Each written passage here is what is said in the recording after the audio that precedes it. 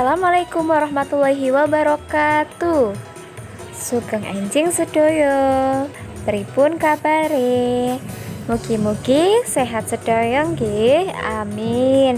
Saderengipun sinau sumangga sareng-sareng maos basmalah riyin. Bismillahirrohmanirrohim. Nah, bocah-bocah siapakan riyin alat tulisnya nggih. Lalu buka buku paketnya di halaman 87. Nah, dinten menika kita sedaya bakal sinau bab 6, cerita legenda. Yang pertama, kita akan belajar mangerteni cerita legenda. Cerita legenda iku cerita kang ana gegayutane karo dumadine sawijine panggonan. Nanging uga bisa gegayutan karo dumadine samu barang. Cerita legenda adalah cerita yang berkaitan dengan keberadaan suatu tempat, tetapi juga bisa berkaitan dengan terjadinya sesuatu.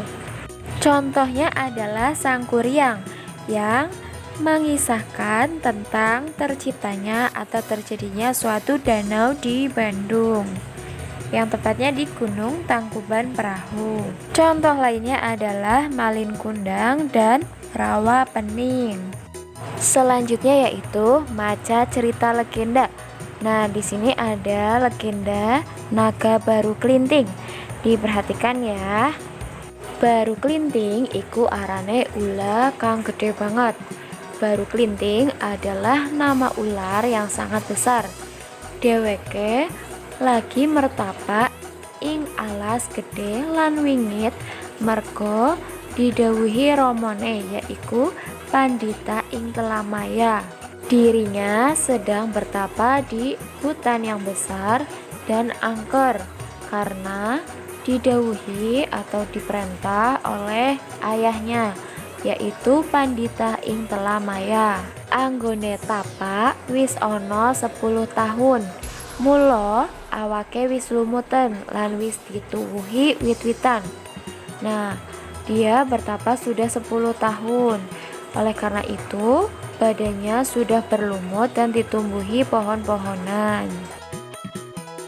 Nuju sawijine dina, lurah desa kono arep mbebedak ana ing alas papane Baru Klinting mertopo. Suatu hari, kepala desa akan berburu di hutan tempat Baru Klinting bertapa. Ki lurah diderekake para abdine padha lumebu ing alas saperlu mbebedak. Kepala desa beserta bawahannya masuk ke dalam hutan untuk berburu. Sarehne wis padha kesel nanging durung olih gawe. Mula para abdi padha leren sinambi nginang nganggo woh lan biji jambe. Mereka sudah merasa kesel tetapi belum ada hasilnya. Jadi para abdi atau bawahannya pada liren atau istirahat dan makan buah dan biji jambe. Wiji jambe mau atos banget, mula anggone mecah nganggone gaman lan dilandhesake ana ing wit gedhe. Ora kanyana-nyana wit kang kanggo landhesan mau ngetokake getih. Biji jambe tadi sangat keras sehingga dipecah dengan menggunakan senjata dan ditanam pada pohon besar. Tetapi tidak disangka-sangka pohon yang dipakai untuk ditanam tadi mengeluarkan darah. Landesan maksudnya adalah dasar yang digunakan untuk memecahkan biji dan buah jambe. Ki lurah lan para abdine padha kaget lan gumun banget. Kepala desa dan para bawahannya pada kaget dan heran sekali. Ki lurah nuli dawuh supaya neliti wit gede mau. Kepala desa memerintah supaya meneliti pohon besar tadi. Jebul wit gede mau awake Naga Baru Klinting kang lagi mertapa. Ternyata pohon besar tadi adalah badan dari naga baru Klinting yang sedang bertapa. Ki Lurah banjur perintah supaya daging ular iku ditugel-tugel lan digawa bali menyang desane. Kepala desa kemudian memerintah supaya daging ular itu dipotong-potong dan dibawa pulang menyang ke desanya. Satekane ing desane, daging ula mau banjur didum kanggo wangsa desa. Setelah sampai di desa, daging ular tadi kemudian dibagikan untuk warga desa. Sakabehe rakyat desa kono banjur pada masak daging ula mau. Seluruh warga desa kemudian pada masak daging ular tadi.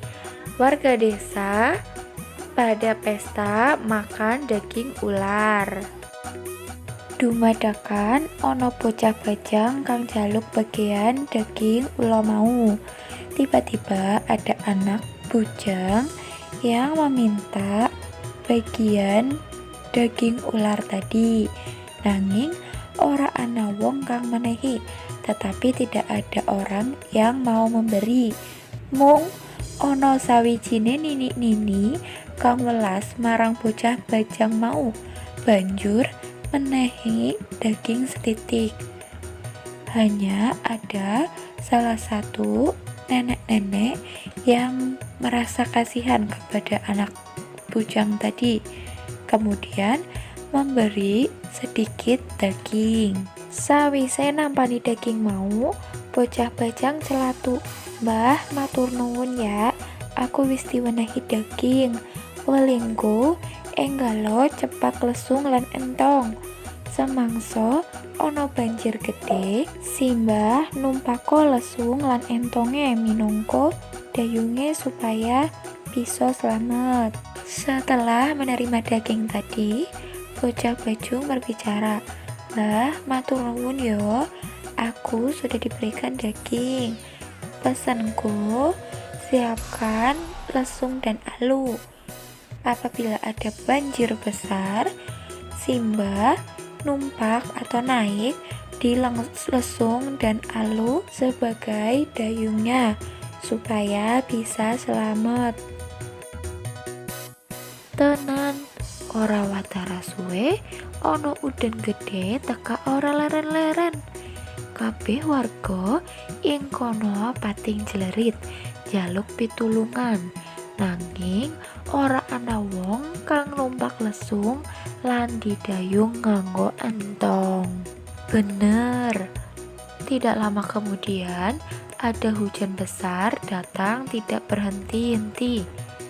Semua warga meminta pertolongan, tetapi tidak ada orang yang menaiki lesung dan alu sebagai dayungnya. Banjir soyo suwe soyo gede. Banjir semakin lama semakin besar, nganti ora ono papan kang ora keleban banyu, hingga tidak ada tempat yang tidak terkena banyu. Kibate desa mau malih dadi rawa kang gede banget.